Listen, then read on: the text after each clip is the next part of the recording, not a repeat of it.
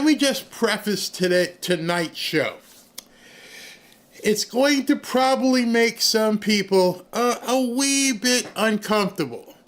And the reason they're going to feel uncomfortable, it's because a lot of what they may hear, what may be alluded to, is not something that they're normally used to hearing. You will never hear it on any mainstream media channel, and you're not going to hear it on 99% of the podcasters out there. Nobody wants to touch this stuff.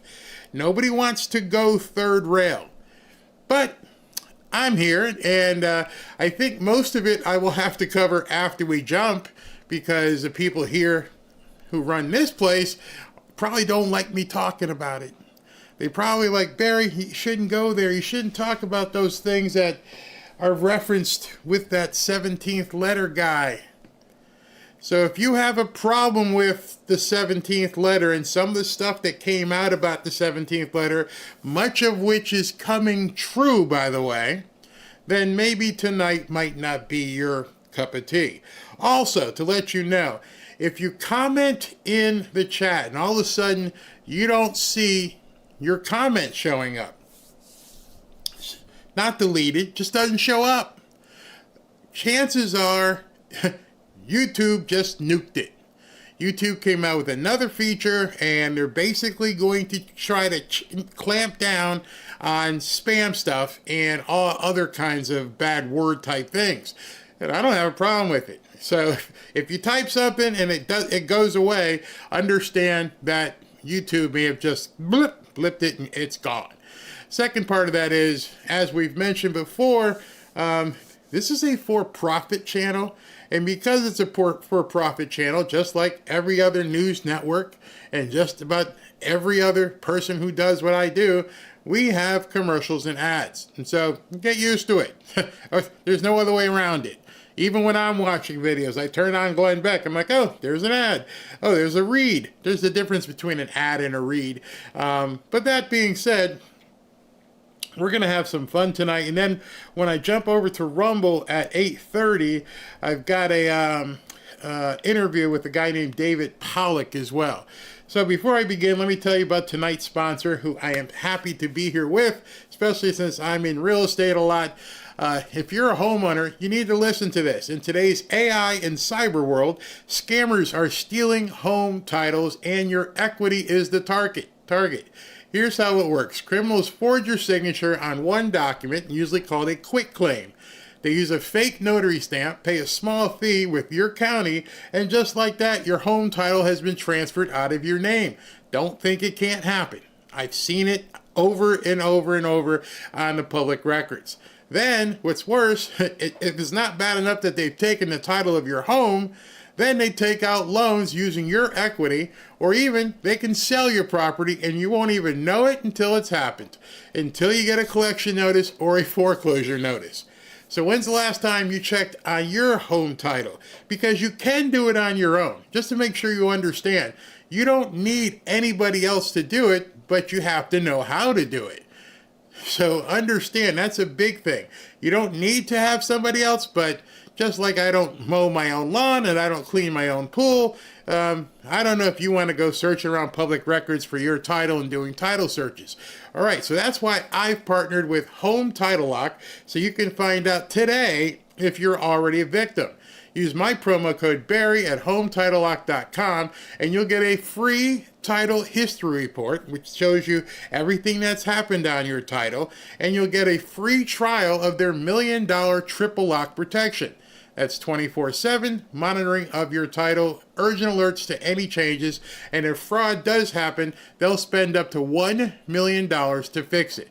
Trust me, curing title is not cheap, and it takes a while. So understand, you can do it yourself, but at the same time, I don't cut my hair, well, I don't get that much hair.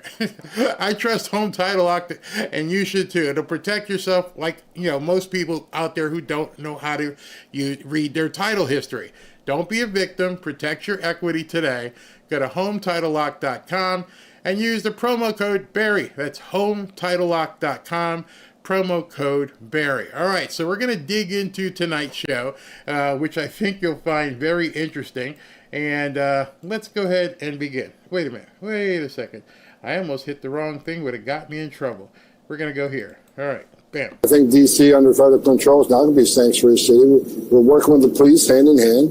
When we encounter a criminal illegal alien, they're going to be turned over to us. And that's the way it should be. I mean, I'm not saying every illegal alien in D.C. is a criminal, but many are.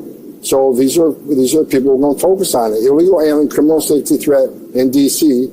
is not going to be protected. There's no sanctuary for these people in the city of D.C. So, all right, so now you saw the FBI and everybody else getting involved in what's going on in D.C. Now Tom Homan steps in. We're going to relinquish and get rid of this sanctuary city designation. It's gone. It's over. So no, you can't have safe harbor here either. We are going to go ahead and get rid of you. I saw a video today that I can't dare show here where Tom Homan's boys went into an apartment building and basically had to climb into the basement, almost like they were rooting out snakes, and they're pulling these people out of there. This is some serious stuff going on. Now this next story in the opening here, you're going to get a kick out of because it's actually funny. I hope the people here don't get pissed off because it's assault with a weapon. I can't call it a deadly weapon, but it's definitely an assault with a weapon. You remember yesterday I told you about the fluffy guy that decided he was going to go scream at I don't know if it's National Guard or a cop or what. Yeah. Well, they caught him. Listen to this. Trump has vowed to make D.C. safe and beautiful again. And as part of his effort to fight crime, he's bringing in our federal law enforcement partners like... The guy just walked in the subway, paid $20 for a sub, and he turned it into a weapon and threw the sub that he just purchased at the cop. These people are just bat poop crazy. FBI, ATF, DEA, Park Police, everybody to help the Metropolitan PD fight crime. And the president's message to the criminals was, if you spit, we hit. Well, we didn't quite do that the other night when an individual went up to one of the federal law enforcement officers and started jumping up and down, screaming at him, berating him, yelling at him. And then he took a Subway sandwich about this big and took it and threw it at the officer. He thought it was funny. Well, he doesn't think it's funny today because we charged him with a felony, assault on a police officer. And we're going to back the police to the hilt. So there. Stick your Subway sandwich somewhere else. I feel bad for Subway because this isn't the kind of publicity that they were hoping to get. Somebody goes into one of your restaurants and decides to turn, the footlong into a weapon. I made fun of it yesterday. I didn't show it, but I made fun of it yesterday when I talked about Arlo Guthrie's song, Alice's Restaurant. Many of you have probably heard it. It's been a staple for Thanksgiving for decades. Back up in New England, we used to hear it because Arlo was, up there all the time. And there was a part in Alice's Restaurant where they said, "What are you in here for?" And he went through and said with different reasons why different people were in jail. Well, that's Alice's Restaurant. What are you in here for? I committed assault with a sub. A sub? You mean a sub pew pew? No, a sub. You mean a sandwich? You hit somebody with a sandwich? That's why you're here in jail? You deserve to be in jail. You're too stupid to be walking around. Oh my God. What did he think was going to happen? I mean, I've seen videos today of people saying, I'm going to Washington, D.C., and I'm going to protect this country. And I'm thinking to myself, you're a moron. You gotta go protect the country from the people protecting the country. Oh, it's fascist. It's Nazism. Whatever. Oh, that was some comic relief. So, let's get into the deeper of what's going on here. You see, the boys in the hood saw what was unfolding yesterday. And as they saw it unfold, they were like, you serious about this, bro? Because, damn. Oh my God. What the f***? Oh, they really hopping out. Oh, they're real. They really coming to your trenches and jumping out and bagging your bro. They ain't all type of shit, boy. What the Personally, we... Oh, what the? Man, they coming in the hood and they're just tagging and bagging, motherfucker. That's when you know it got real. That's when you know the boys in the hood stood back and went, this ain't like, something's different today than it was yesterday. We just can't be fools and stick people up. They're hanging out at gas stations and liquor stores, and they're bagging and tagging brothers. Yup. And charging them with felonies if they've got weapons or anything else. So you might want to move on. This is only day 1 or 2. I guess you could call it the first full day of everything. And it's only going to get worse for you. It's going to get better for the people of Washington, D.C. Have clearly a family, and that's been one of the factors of us potentially wanting to move out of the city eventually, is just the nature of the city and the crime rate. I know that it has gone down, but it's still very much a active fear in our life is navigating this area with our kids. He has made... Why is it that people have a problem and not understanding that I don't want to put my kids in peril, and it's becoming adventurous to decide where we can go as a family and how people shouldn't have to live this way? That young white woman, is like, it's gone down. That's like me stepping on a scale and saying, yeah, honey, I lost a pound today. I guess that's good. It's down. What does it mean? It means you still can't eat your blueberry muffins. It means you still can't eat pineapple upside down cake. You only lost a pound. Same thing here. Hey, the crime's gone down. Well, not really. Remember, it didn't really go down because you're putting your finger or taking your finger off the scale because you're not even reporting some of the crime, which we're now finding out a lot of. Last night I covered that. They're cooking the books. They're trying to say that juveniles' crime shouldn't be counted in overall numbers. Like, why would you do that? Well, you do it because the media needs some way to cover for what's going on. Now, some people in the media are now beginning to get it. Some people in the media are now starting to understand, yeah, this isn't bad. I don't feel like I'm going to get mugged on the way home. But then there's other people in the media, MSNBC, that all they can do is try to euphemize and make believe, and it's not really that bad, and Trump's bad. A lot of the idea that he is successful, and one of the ways he measures success is with television ratings, right? And go back to the very... Understand, you're watching somebody on television who gets paid based upon, wait for it, ratings. And she's saying Trump is bad because he likes ratings, when her paycheck is determined on ratings. You have to have a special kind of fogged out mirror to deal with these people, because they don't think you're supposed to know that. Oh, he's just worried about ratings. Have you not seen how many people got fired from your network? Have you not seen them come and go like a revolving door because their ratings suck? Your ratings suck. You're probably on a chopping block too, but you're accusing somebody else of worrying about ratings. Beginning of his first presidency, and he was measuring it by crowd size, which he exaggerated.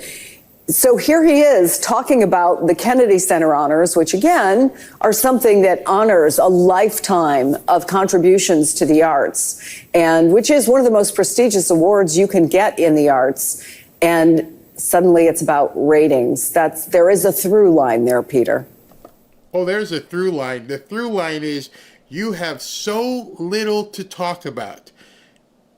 You saw that entire press conference, and this is what you decided to do a story about on your network. You decided that it was important, not that Sylvester Stallone was being honored, not that George Strait is being honored, Not that Gloria Gaynor's being honored. Not that Kiss is being honored. Not that they're renovating the entire facility and making it look better. None of that.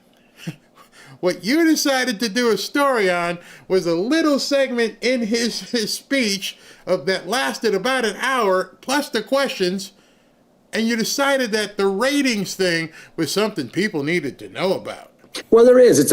Trump makes it about Trump, right? We just had a military parade in Washington, D.C. on his birthday. He wanted to celebrate, the military, but of course it was also about celebrating himself. He wants to be the showman at the Kennedy Center. No other president has, hosted it. That's not what their role has been traditionally. He wants all attention to be on him. And this is, of course, not surprising in that sense. He's a reality television veteran, 14 years of that show on television, and he is obsessed, as you rightly say, about ratings, about crowd size, about proving his own popularity. He makes up numbers when he doesn't have them. It's a good thing these people aren't. It's a good thing this guy Peter and the anchor aren't worried about ratings or crowd sizes, because they'd have no careers. Nobody's watching their show, and from the entirety of this morning's press conference, this is what they decided to cover. With everything going on in Washington, D.C., this is what they chose to focus on. And they have to do this because they can't talk about what's actually happening. It's too frightening for them. It's like, oh my gosh, is this really going on? Yeah, it's happening. And the worst part about it is they can't do anything about it. And so it's freaking them to H out. That suit his particular desires at the moment. And we'll see what happens. He probably will get a lot of people watching because people want to see what this is like. But it's remarkable. He'll probably get a lot of people watching, not because he's the president, not because he's extremely popular, not because he's funny and affable. It's because people are going to watch because, they want to see what it's all about. Isn't that why people tune into anything? I don't tune into any show that I'm not interested in. I think to myself, and I point this out for the sole reason to show you how feckless the media has become, how completely out of touch, useless, feckless, irrelevant might be a good word at this point. How much he is trying to determine all sorts of things in American society that go beyond what a president traditionally does, including culture, academics, the news media, business. He is putting his fingers in so many different pots right now. He's telling Coca-Cola what they should use as an ingredients for their soda. He's telling the Washington football team what they should call themselves. He wants to be able to be the determinant of so many different features of American life right now, and he is succeeding at dominating the national conversation in a way I don't think any president has in a generation or more. Why do you think that is, bro? Because he said it a long time ago. He is our voice. We want less crap in food and soda if anybody drinks it. That's what we want.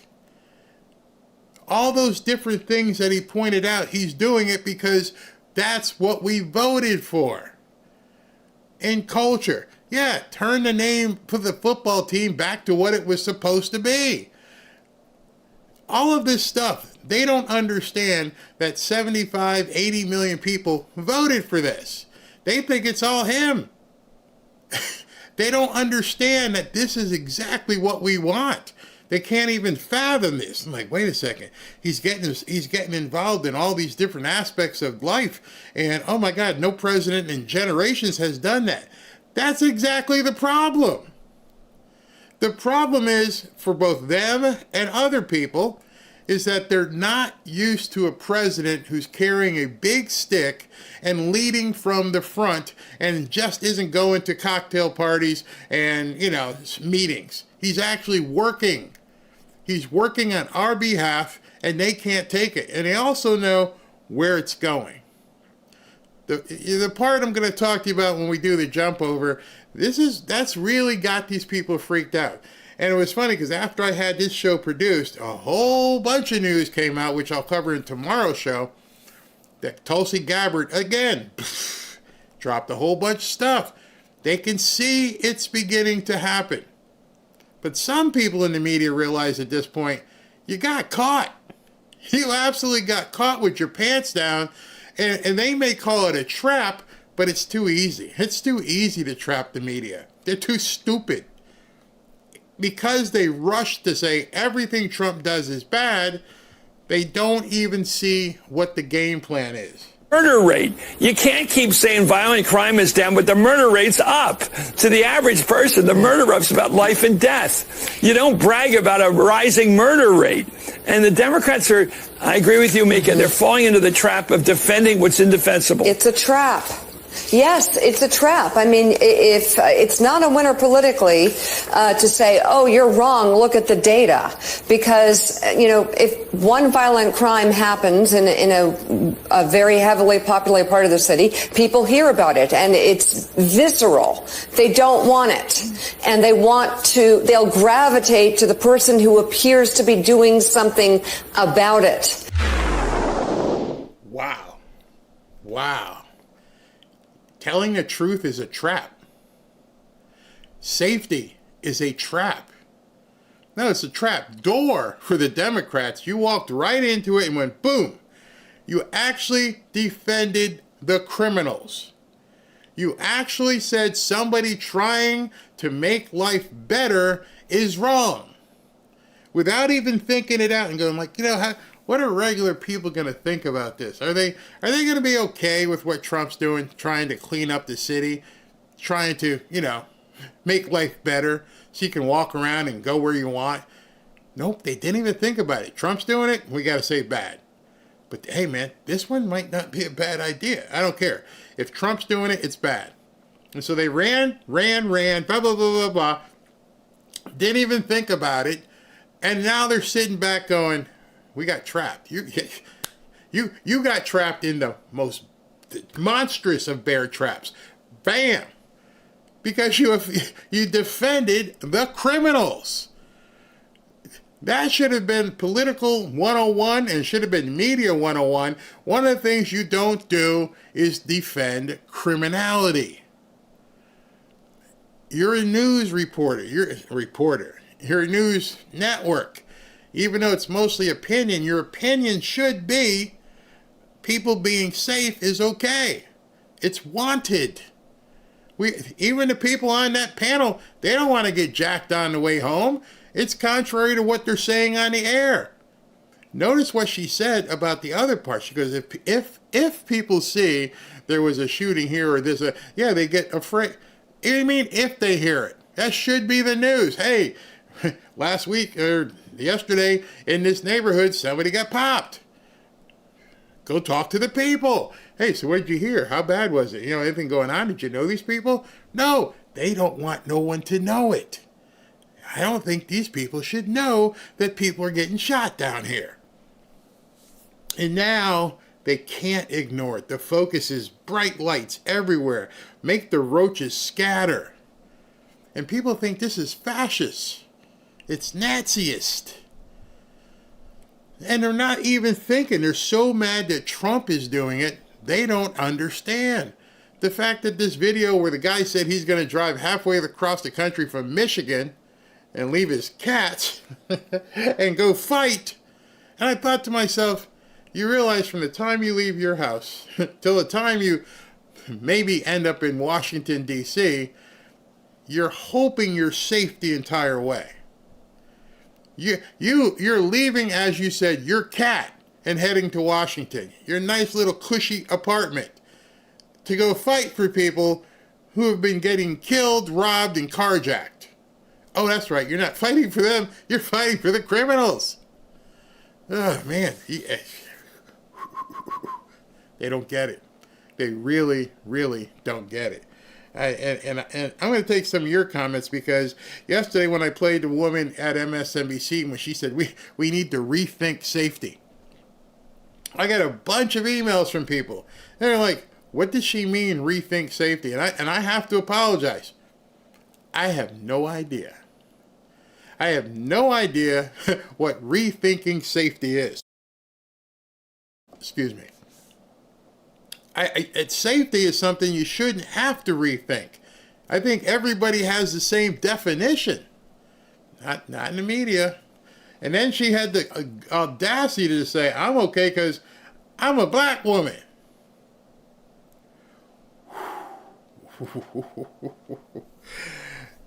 Not racist? How is that not racist? I'm sure that many of you who are white heard her say that and were, wait a second. You're saying you can walk down the street okay because you're a black woman? How's that fair? The people of equity and DEI didn't care if the white people get mugged and shot. I'm black. I'm fine. Y'all need to redefine it for you. We're okay. That shows you how little they think of people and what they really think about white people. I got to take a message here and talk to you guys about the Berry knife, which you guys have seen. Right now, we're going to be looking at the two knives that we have been letting you guys know about. There's the Trump red knife, which they have, I don't know if they discontinued, but instead they're showing you and wanting you guys to take a look at this knife. This is the Trump 45-47 knife. Pretty much the same knife. It's got the quick opening action and everything else, but it's got a stencil here of President Trump's name, and it's extremely sharp. It's much sharper than the other knife. I can tell you, I use these knives actually, besides just being props, to talk about Patriot Addict. When I'm getting packages and stuff, and it's like, oh man, this thing is sharp.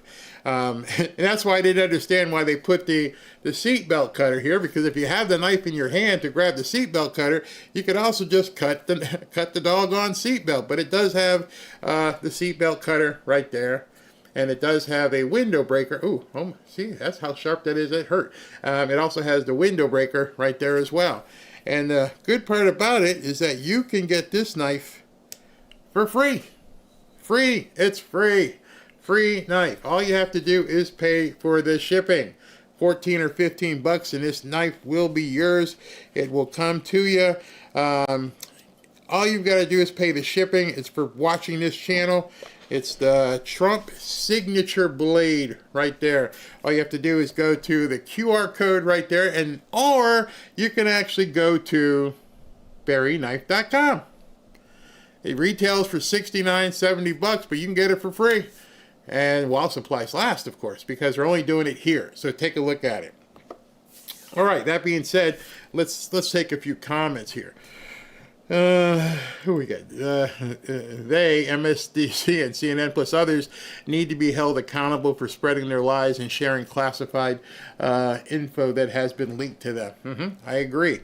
Changing language is how they will control us. 1984. Yeah, I mean, you know what? Maybe that's something we should do on a movie night. Show the movie 1984. That would be interesting. Barry, you are yielding the knife like a pro. I'm trying. I'm trying. But the signature knife is better than all others. It's longer and sharper. Yes, very much sharper. Let's see. My super chat disappeared on your earlier show. I thought it was because you were hungry and in a hurry. No cursing, though. I don't know, but I will say thank you to you right now, even though I didn't see it. But we'll keep going. Let's see here. Don't cut yourself. I'm not. What is this all going on with Gavin Newsom? I'll talk about that tomorrow. It's BS. Newsom is trying to drum up news. It's not going to work. Nobody cares. Yeah, he's like, I'm going to end Trump's presidency. Yeah, good luck with that. Ain't going to happen. Don't even pay any attention to it. I never saw the movie of 1984, but I read the book. That would be a great movie to see. I agree. That would be pretty cool. I heard The View was permanently canceled today. Oh, SV, if you're here, send me that. Yeah. Yes, I understand the seatbelt cutter is the knife blade when it's closed. I understand that. But I'm just saying, if you have a hold of the knife and you got it in your hands, why not open it unless you're trapped or something? All right. Did I miss movie night? Yes, movie night with J.D. Vance's movie was last night. All right, so here's a question, and I'm going to, my guest tonight is David Pollack. We're going to ask him that. He's a lawyer as well. Yes, it is only for 30 days. But as you're going to hear when I get to the more extended part of things here, he plans on going much, much further. So let me start into the meat and potatoes part of this show. And bear with me, because as I wrote the title of the show, I truly believe there's something much deeper going on. And I also believe many people think and understand there's something much deeper going on. The problem is they can't say it. Because if they say it, then it may freak out many, many, many people who deserve to be freaked out. They deserve to be freaked out. So we're going to go deeper here. And then as we go down this rabbit hole, I'm going to go deep as I can without getting booted off of here. And then when we continue on the other side, we're going to go even deeper. All right? So did I have anything to show? Hold on. Let me make sure before I start this. Did I have to talk about this? All right. Oh, before I get in there, let me just tell you, President Trump did get another big win today. For those, and I wanted to show this before I started because, again, this goes to the panicking crowd, and it also goes to the crowd of who say nothing is happening. Pam Bondi is now probably 22 or 23-0. She has not lost on the appeals process. Right here, another major appellate court win for Trump. A 39-year-old Canadian born, and he's still a Canadian citizen, D.C. District Judge Amir Hatem Mahadi Ali, and that's that dude right there. Remember, he was the one who said that Trump couldn't stop the flow of USAID money. He said he clerked on the Supreme Court of Canada and later led a radical left-wing group that called for defunding the police. And he's sitting out as a judge. Biden put him in there.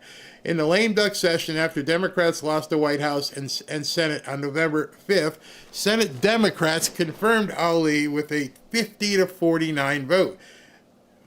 On November 5th, after the election, in one of his first judicial acts, Amir Hatem Mahadi Ali illegally ordered the President of the United States to send out $2 billion in foreign aid over the President's order to pause the disbursement to perform a national security review. So if you go back a month or so ago, they cut off the funds to Doge. Doge cut off the funds for USAID.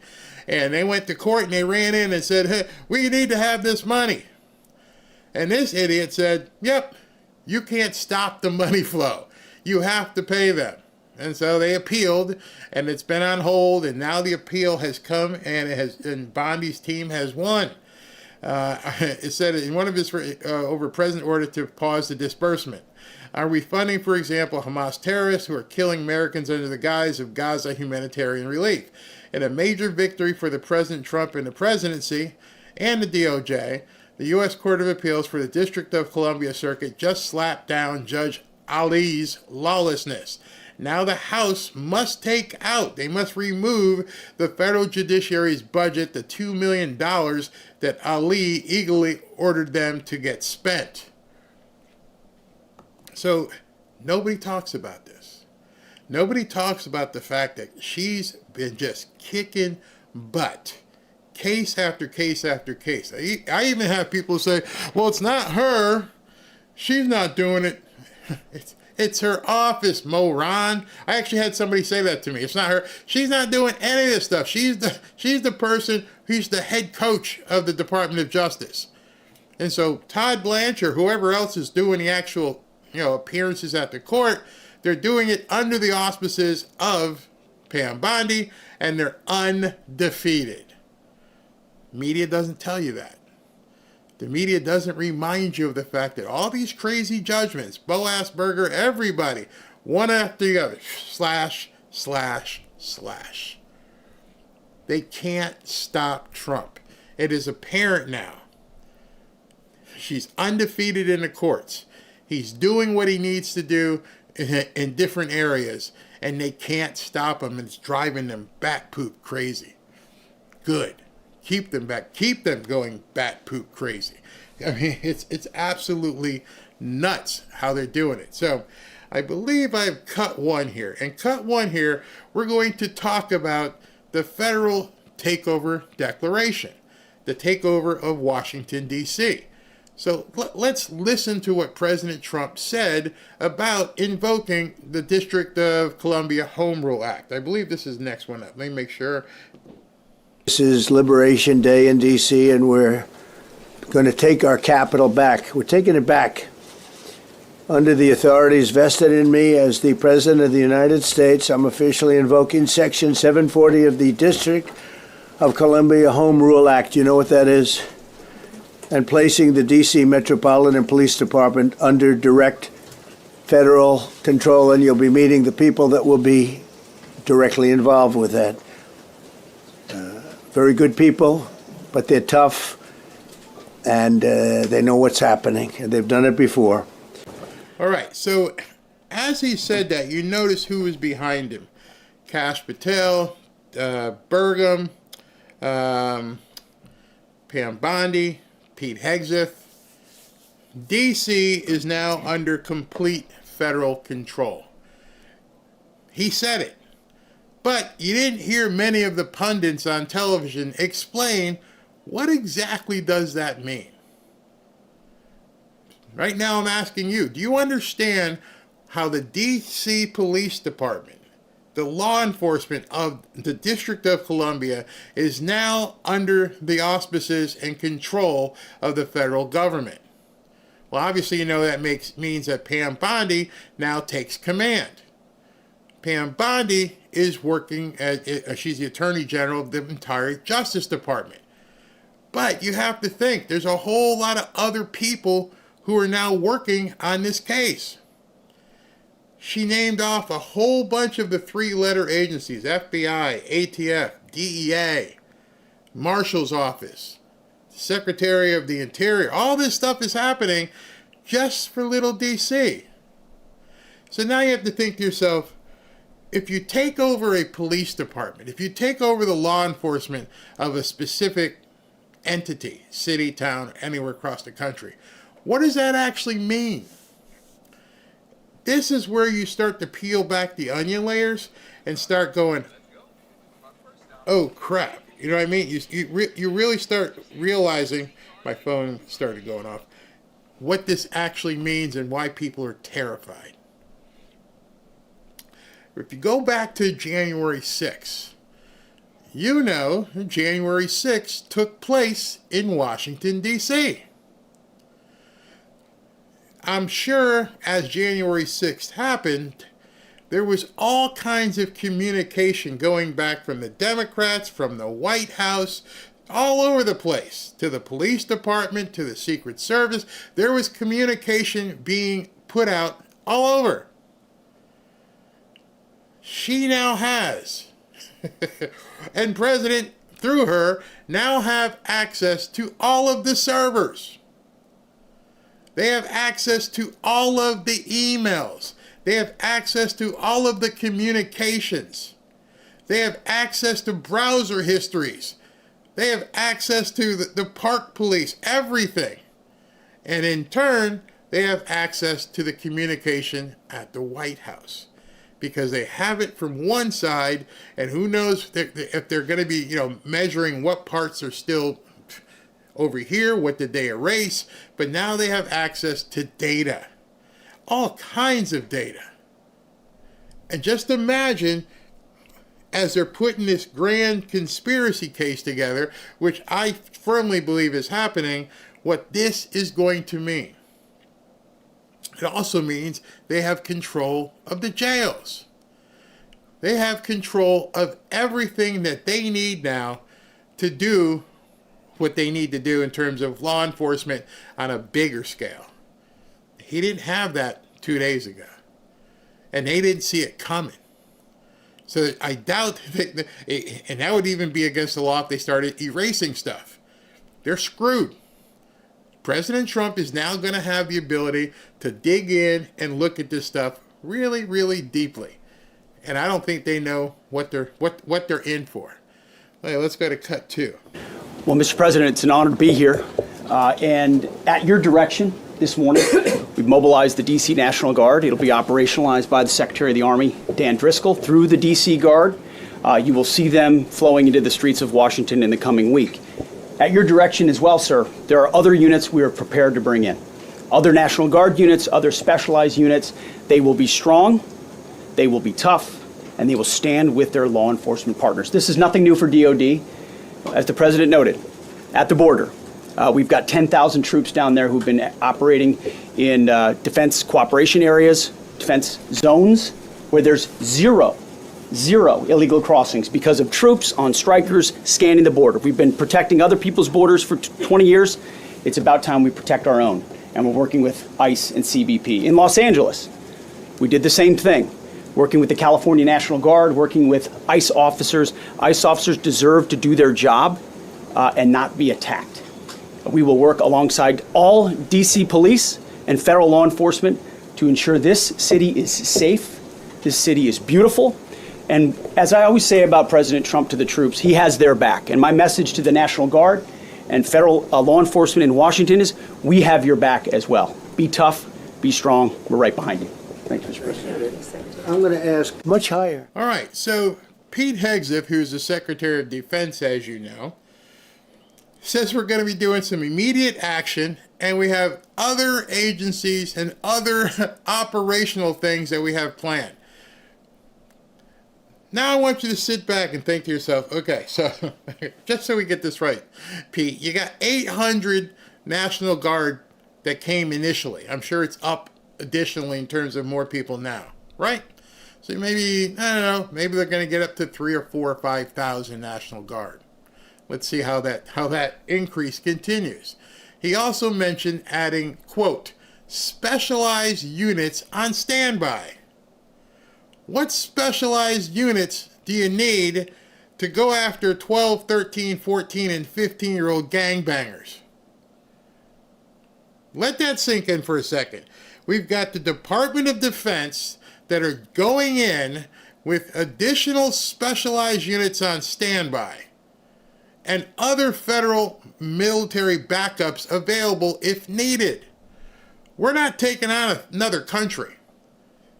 This isn't a country that, we're going to have to go in and roll tanks in.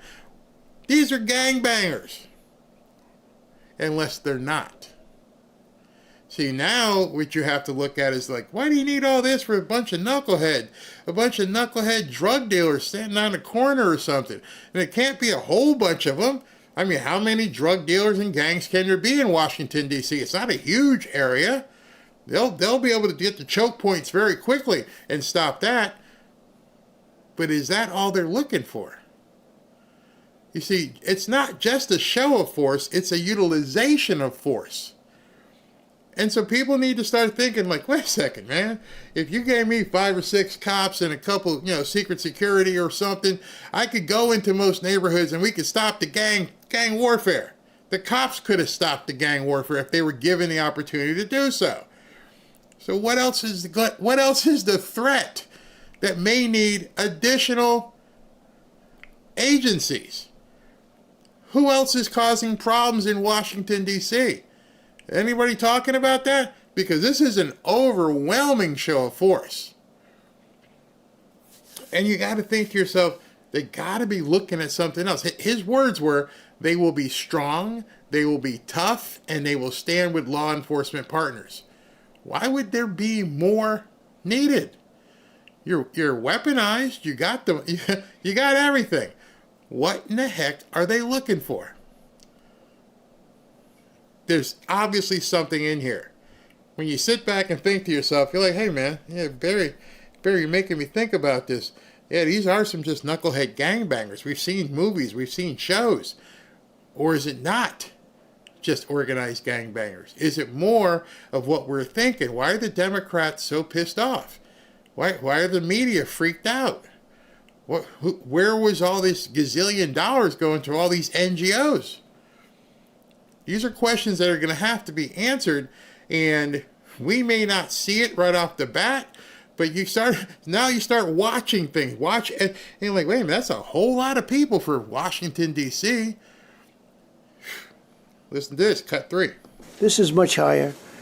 The number of car thefts has doubled over the past 5 years, and the number of carjackings has more than tripled. Murders in 2023 reached the highest rate probably ever. They say 25 years, but they don't know what that means because it just goes back 25 years. Can't be worse. Our capital city has been overtaken by violent gangs and bloodthirsty criminals, roving mobs of wild youth, drugged out maniacs and homeless people.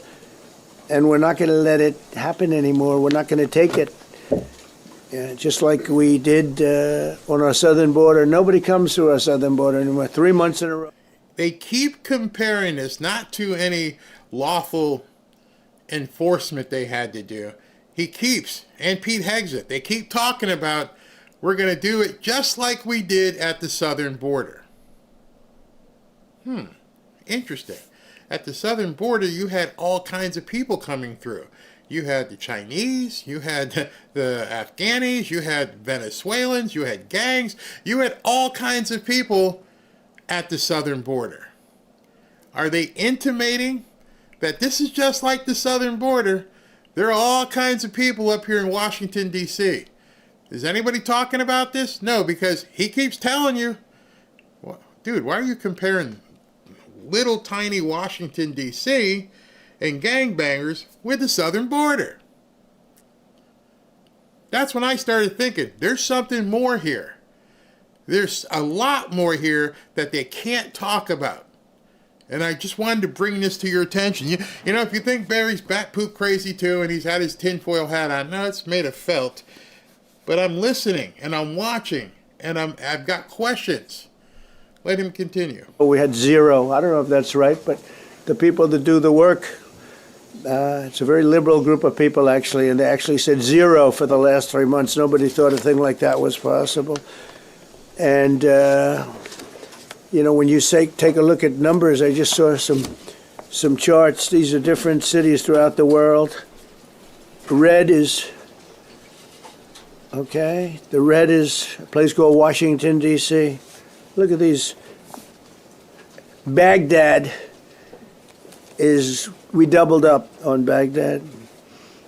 Panama City, Brasilia, San Jose, Costa Rica, Bogota, Colombia, heavy drugs. Why are you comparing little Washington, D.C. with the border and Bogota and Colombia and Mexico City? Why are we talking about those countries?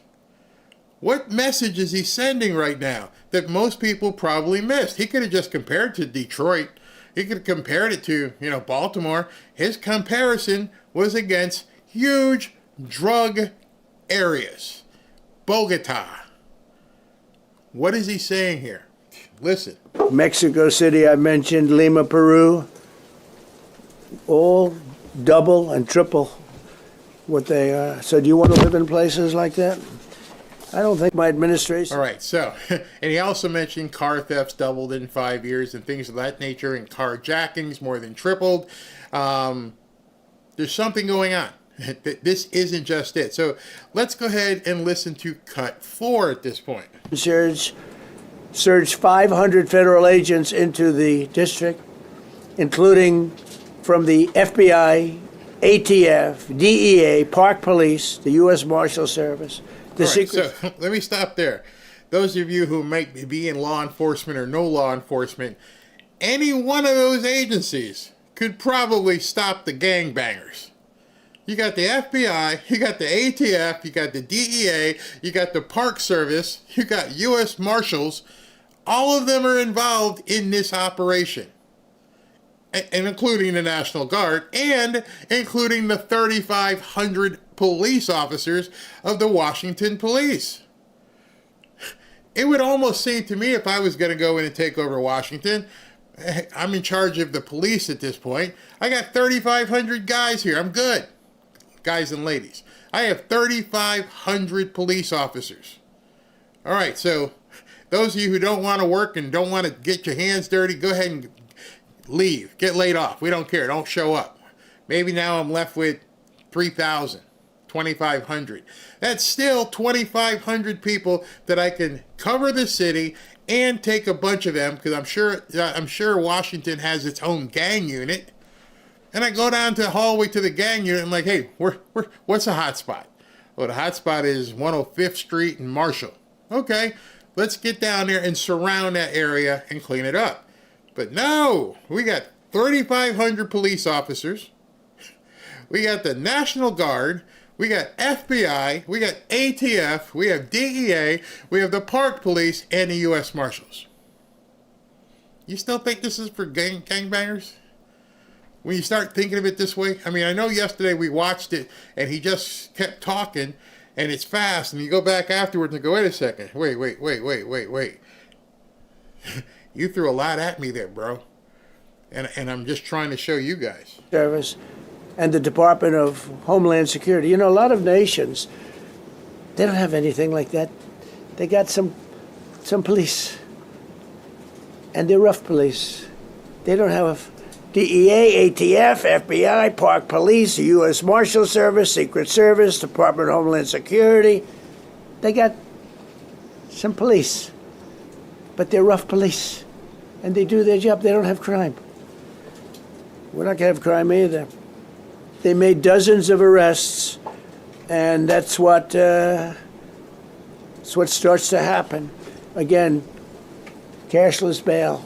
Watch what we do with it. Okay. They've made dozens of arrests.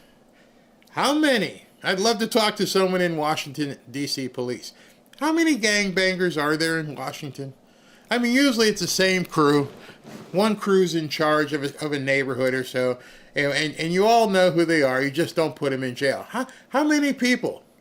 Because if day one you arrested dozens, not 5, not 6, dozens. I don't know if that's 24, 36, 48, but he arrested dozens. How many of these people are running around? You know, gang hierarchy. The other gangs may be fighting, but there's, you know, a head, and then there's the foot soldiers that are doing a crazy thing. It's not a whole bunch of lone wolves. It's organized. But it's not that organized that you need all those agencies. And you've already made dozens of arrests. So let's say they make dozens of arrests tonight. How far are we going before we've pretty much got it under control? You thinking about it now? Let me take a break and look at some comments. Cover for the pedos, cover for the pedos. Let's see what else we have. Stop holding law enforcement. We need them more than ever. President Trump means what he says. You must listen. He's talking about some stuff here. Didn't President Trump sign a declaration of war on the cartels? Yep, he sure did. Carrie J, you just dropped a hint. That's what we're going to go into once we do the jump over. Exactly. Liberty for Justice. There you go. The cartel is in D.C., Boston, Los Angeles, Chicago, all the large cities. I'm going to give you a gold star right there. This isn't just about the gangbangers. He was letting the world know, I know you're here. I know what's going on here, and we're about to stomp it out. We're putting basically an army in Washington, D.C. In no uncertain terms, he's putting an army in Washington, D.C. So let's let President Trump continue. Today, days ago, a former member of the DOJ staff was savagely beaten by a band of roving thugs after defending a young woman from an attempted carjacking. He was left dripping in blood. He thought he was dead, with a broken nose and concussion. Can't believe that he's alive. He can't believe it. In June, a 21-year-old congressional intern was tragically killed after being hit by a stray bullet in a drive-by shooting. A former Trump administration official named Mike Gill, fantastic person, was murdered last year in cold blood in a carjacking blocks away from the White House. We all knew him. Great person. All right, so are we to believe that Big Balls was the catalyst for all this to happen? Or was Big Balls the opportunity? Because, excuse me, as soon as we saw all over the news that this white kid had gotten beat up and nobody knew who he was, the media didn't talk about it. And then it took like a day and people were like, wait a second, is that Big Balls? Yeah, it happens to be Big Balls. And I personally think that President Trump said, I have had enough, let's roll. We have it now. And it was almost like a trigger warning that President Trump was able to roll this out and say, you know, it's too far. It's a bridge too far. Now we need to do something. He needed a trigger. They gave him the opportunity. That's my feeling. All right, let's continue. Fought back against law. See, they fight back until you knock the hell out of them because it's the only language they understand. But they fought back against law enforcement last night, and they're not going to be fighting back long because I've instructed them and told them whatever happens, you know, they love to spit in the face of the police as the police are standing up there in uniform. They're standing and they're screaming at them an inch away from their face, and then they start spitting in their face. And I said, you tell them, you spit and we hit. And they can hit real hard. It's a disgusting thing. I've watched that for years, for 4 years. I've watched them. The police are standing, and they're told, don't do anything under any search. So and you can see they want to get at it. And they're standing there, and people are spitting in their face, and they're not allowed to do anything. But now they are allowed to do whatever the hell they want. All right, so I got a question for you. It's a real honest question. I want you to think back. And, you know, you can think about television shows you've watched and everything else. Who has been standing and spitting in the face or giving the officers a hard time? Not the gangbangers. The gangbangers exist because of their ability to exist in the shadows. They're dealing their drugs, they're doing everything else. They are very covert. Their shootings are, if they want to rob somebody or do something like that, they're not being visible. There is nobody who's looking to carjack you. There's nobody who's looking to do a hit on you. There's nobody looking who sells drugs is going to go up to a cop and go and spit in his face. It doesn't exist. I've known a lot of people in gangs. They exist in the shadows. And if you understand that, and like, yeah, nobody's going to walk up to a cop and willingly get arrested or cause a hard time. So if it's none of the gangbangers who are doing those crimes, who's he talking about? He's talking like that guy in a pink shirt that Judge Jeanine talked about. He's talking about the college kids. He's talking about the paid protesters. He's talking about all those things. Hold on a second. SV just hit me with an alert here. Hold on, SV. Let me check this out real quick. Because that looked like it was important. 1 second. Okay, Trump's back on tomorrow, 1 p.m. Another Oval Office. An Oval Office. I don't know if it's going to be a presser. Man. All right, so where was I? Just keeps going. At least it's at 1 o'clock. But in any event, who is spitting in the face of law enforcement? And you have to know, I don't care where you live or what your experience is, talk to somebody and realize it's not the people in the gangs. They do not want to be visible. They don't want to make an officer do something. So it's somebody else he's talking to about and referring to. It's not the gangbangers. So they're already got somebody else in mind, and that to me was a huge clue. Because when you think about it, it's like, wait a second, ain't no gangbangers spitting in your face. No, man, that would crimp their style. I don't want you to know what I'm about to do. It's the paid protesters, which they're coming. They know it's coming. They're gonna arrest all them too. Good luck. It's gonna be federal. Don't mess with Judge Jeanine. Thank you, Mr. President.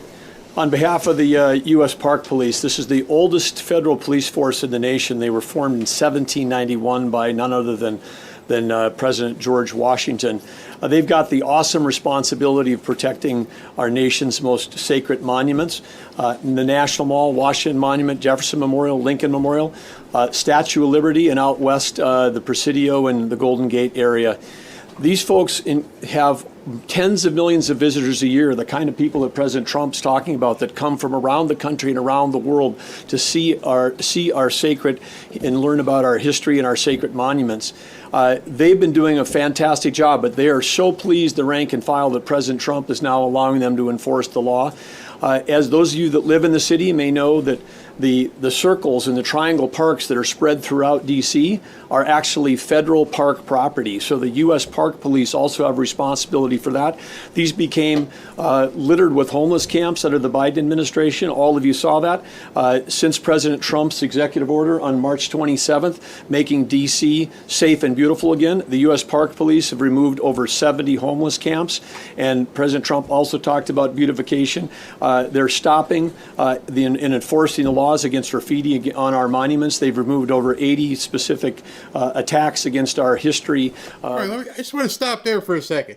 How many gangbangers are out there doing graffiti in public? How many gangbangers do you know that are homeless? And both of those are going to be like, yeah, not that many. And you've already removed 70 homeless camps. You're getting them out of Washington, D.C. I had somebody email me yesterday, Barry, you're being heartless about the homeless people. Sorry. I'm not a counselor. I'm just watching what's going on. Hopefully you're watching what's going on. I'm going to try and tie something in here. Graffiti on our monuments. So they continue to do a great job, whether it's in their vehicles, on foot, or on the mounted police that you see around the National Mall. And President Trump, they thank you. The rank and file is so happy to be enforcing the law again. Thank you for your leadership. And they're excited about the announcement you're making today. Thank you very much. All right, so think to yourself for a second. You got the park police are now, quote, allowed to enforce the law. Yeah. Why? Why are they coming in with such overwhelming force, telling people you're not going to take getting spit at when nobody's spitting at them now? There's not a whole lot of protesters in Washington, D.C. Once in a while, when there's a Supreme Court ruling or something like that, they come in and they go, but they don't just live there. These are outside people that come in. And at homeless encampments, for the most part, people in a bad situation, but other people could be hiding out as homeless. Here's where I'm starting to get a little deeper here. I want you to start thinking about this. Could it be that something absolutely huge is about to happen?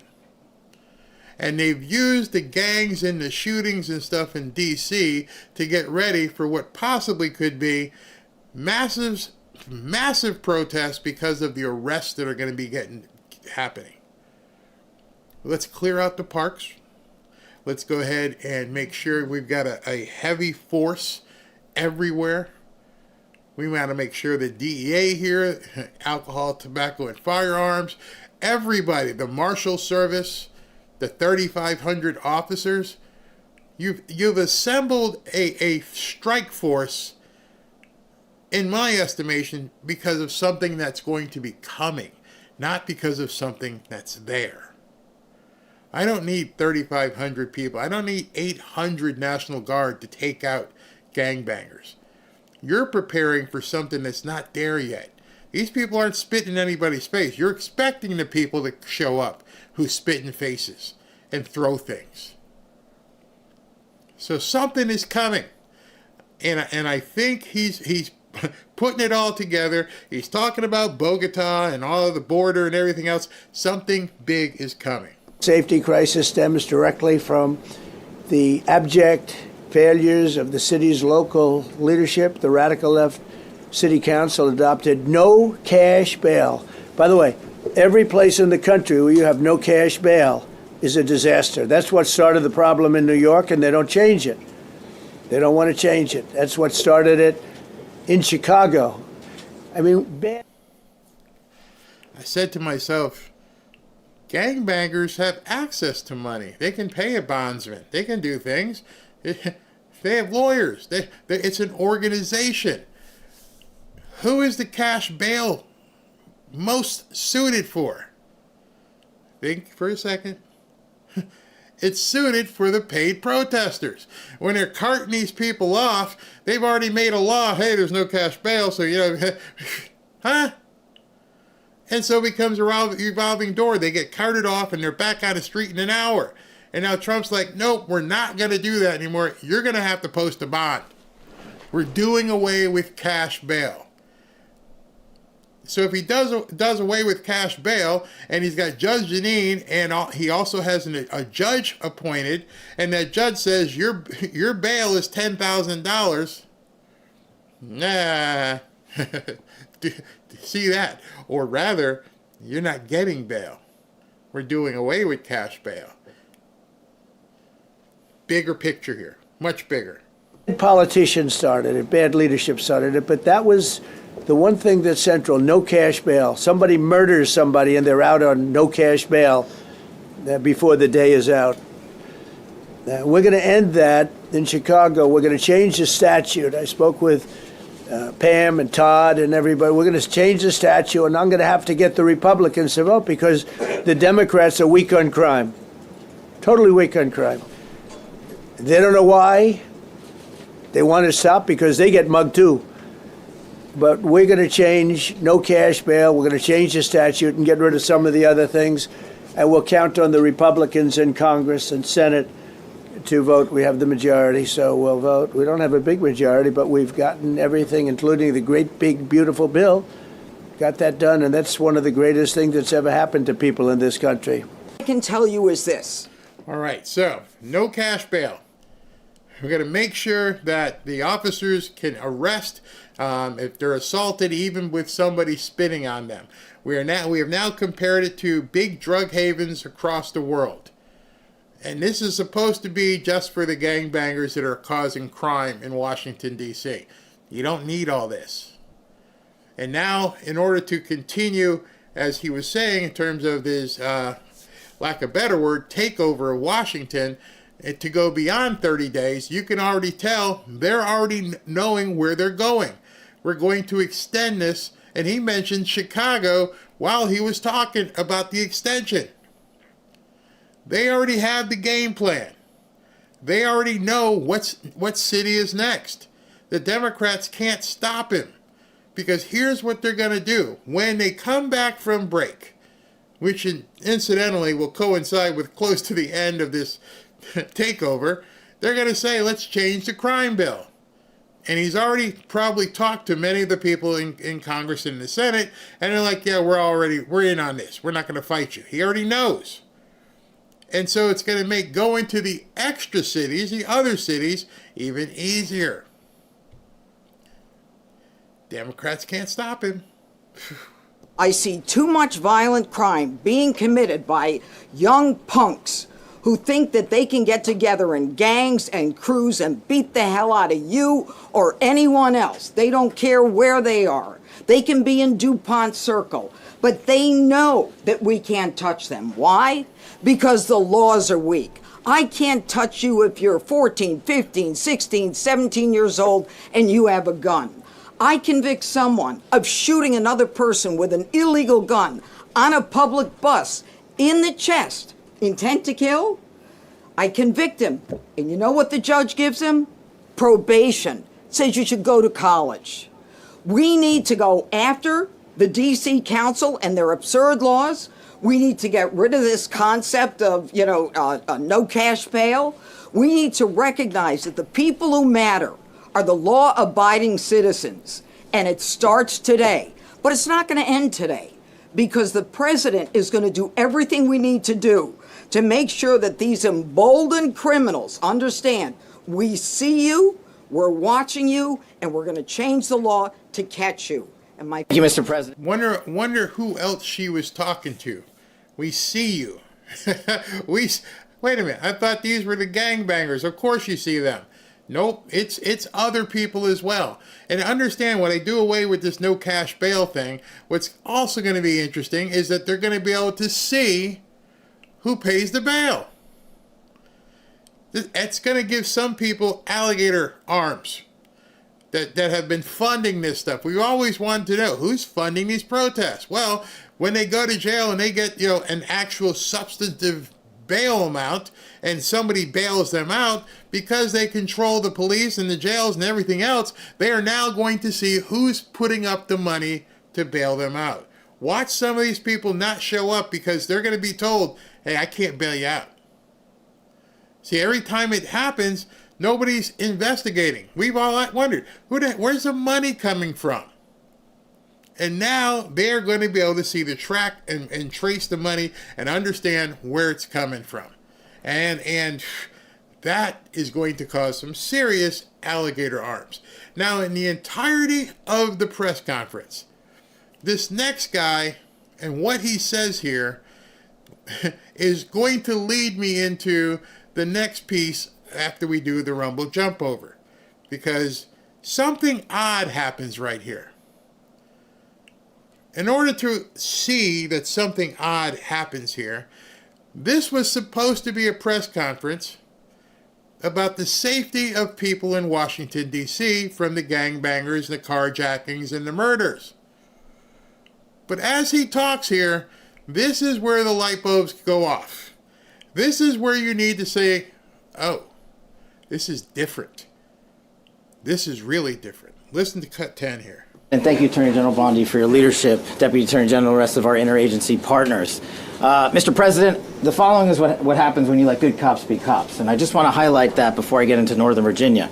This year alone, under President Trump's administration, we've had over 4,000 child victims identified and found. That's a 33% increase from the same time period last year. 33% increase. We've had a seizure of 1,500 kilograms of fentanyl up to this date. That is a 25% increase since the same time period last year.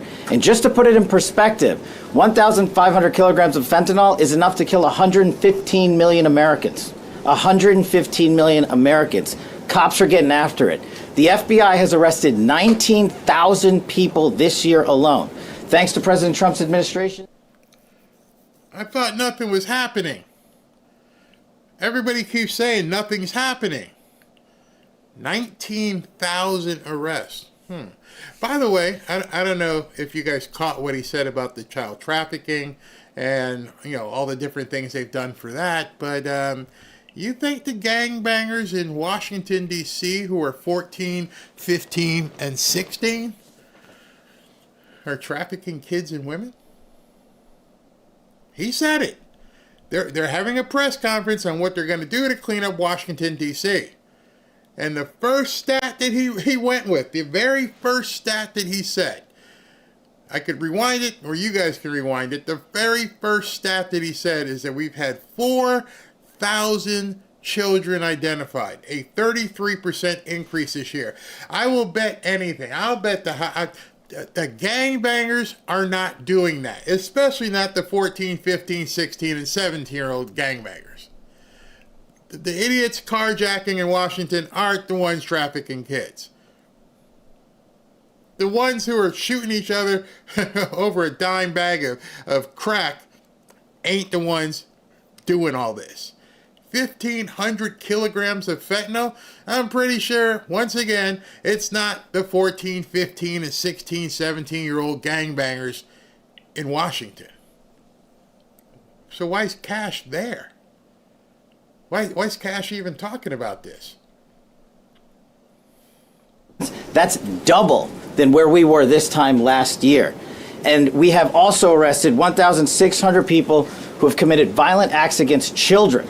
270 of them are human traffickers of children. Mr. President. And nobody after this press conference said what I just said. Hey, excuse me, I have a question for Mr. Patel there. Yeah. What's this have to do with these kids? Huh? I don't know if Cash was supposed to just run his mouth that way, but that all of you watching are like, wait a second. What do you mean? Who are these people? What are you talking about the kids for? At a gangbanger breakup session here. That's what you took over Washington for, to stop the violence. You wanted to stop the carjackings and all that kind of stuff. Make it safe for people to walk around.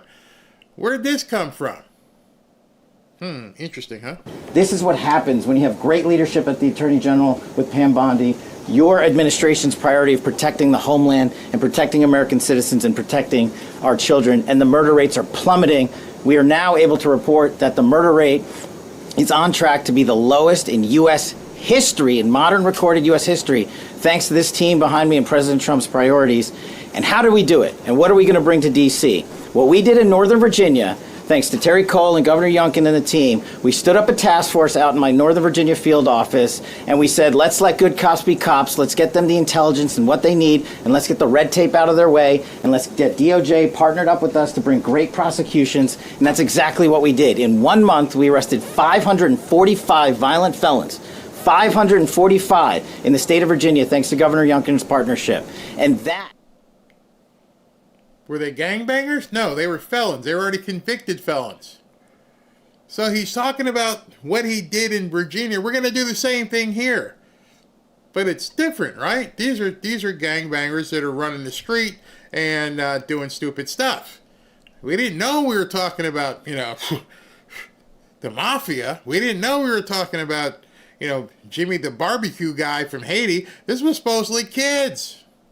Hey, it's just knucklehead kids shooting people on the street. Or is it? Simplicity in law enforcement is what's coming to Washington, D.C. When you let good cops be cops, when you give them the intel they need, when you work with our Homeland Security Task Force, when you work with Terry and Gaddy and I go way back to Miami, these guys are great leaders of the respective departments and law enforcement capacities. And when you have the DOJ and President Trump driving behind this mission, we are going to clean up Washington, D.C., and we're going to do it the right way, the lawful way, and we're going to make sure Washington, D.C. is safe again. Thank you, Mr. President. Thank you, Attorney General. Thank you very much. We'll bring in the military if it's needed, by the way. Wait a second. I'm confused. We're going to bring in the military if needed. Are we talking about the same thing we see on TV? Are we talking about the clockers? You're telling me, in addition to everything else that you just heard, the 3,500 police officers, the 500 National Guard, the DEA, the ATF, the FBI, and ABC, DEF, GHI, all the three-letter agencies, you're going to bring in the military. I'm confused. How is anybody walking around safe in Washington, D.C. anywhere? Georgetown. It sounds to me like your entire city is under siege with what this response is going to be. I'm going to bring in the military. And nobody thought to themselves, huh? More? You want even more of a presence? We're going to have National Guard. But Pete Hegseth will tell you about it. We will bring in the military if needed. People say, oh, that's so terrible. He's going to bring in. It's been used many times over the years. I don't think we'll need it. I think we've got so many great people, including the people that are in the police department with proper leadership. They'll immediately begin massive enforcement operations targeting known gangs, drug dealers, and criminal networks to get them the hell off the street, maybe get them out of... That was the key. He was reading it, and he went so fast most people didn't note it. We're going to go after gang members and criminal networks. Criminal networks aren't on the street. He just gave away the goodies right there, and we all missed it, including myself. He just said, criminal networks. Now you just got the payoff. And it just went right by us all. Maybe I shouldn't presume you missed it. I completely missed it until I went back and watched it again. Yeah, gangbangers. Yeah, you're going to take those down. Yeah. Oh, criminal networks. Huh, that's a little bit different. Now I understand why you compared it to the border. And now I understand why you compared it to Bogota and Mexico City. It's a complete network of crime that's happening in Washington, D.C. Now I know why Kash Patel talked about the sex trafficking. Now it makes sense. This is much, much bigger than anybody is alluding to. Much bigger. the country, because a lot of them came into our country illegally. They shouldn't have been allowed in. They come from Venezuela. They come from all over the world. We're going to get them the hell out. They won't be here long. But some of these people, a lot of them, are homegrown criminals. And these are bad people. These are rough people. And this is just a list of some of the people that were given to me today that were criminals removed from the D.C. streets this weekend. They were rough and tough. But we're rougher and tougher. See, I'd love to get a hold of that list of the people who were actually arrested. And let's look at the ages of these people and find out who they're associated with. Because I think this is what we're going to find out. I think at this point we are going to find out that there's much more coming. All right, so I got to wrap this up and then we're going to do the jump over. Hold on, let me do this. I got to save that. Okay, so let me go back because I'm gonna have to save that. Well, actually, I can. Maybe I should show you this to give you a little hint as what's coming. All right, this is a congressman in the Capitol. Listen to what he found out, and that we'll use this as the hook to get you guys to come over after I interview with David Pollock. But listen to this. So this is one of the neat things about the U.S. Capitol. Of course, this building, construction started in the 1700s. And there are all sorts of little hidden passageways. You saw I just pulled this cover up. Yeah. And you can see if we get the camera to come over, don't fall in. We don't need a workers' comp claim today. But you can see there's a passageway. These are long stairs that used to be here that were closed off. We're just off of what's called Statuary Hall, which at one time was the actual House chamber. So, and it's outside there. But this is just an example of some of the little hidden secrets in the Capitol. And so one of the things when we bring tour groups in, if it's a small enough group, if it's a big group, we can't do it. But if it's a small group, we'll actually take them down this hall. Believe it or not, my big self have actually gotten down, and more importantly, out of this hall. I'm not going to debut that again for today, but suffice to say, I've been able to live and tell about it and get out of there. But it goes all the way down. It's an old staircase, and I'm told, I can't verify this, I'm told that this staircase, which opens to, if you go down, formerly open to the outside, was one of the staircases that British soldiers used when they breached the Capitol during the War of 8. I think it was 1814 when they actually attacked Washington. When they came in, it was one of the stairs that British soldiers actually came up. So a lot of just amazing history in this building. And so when folks come from North Carolina, we try to show things that if it's a small enough group, things are timed right, and actually let folks go down there. The kids seem to love it. A lot of older folks, not so much.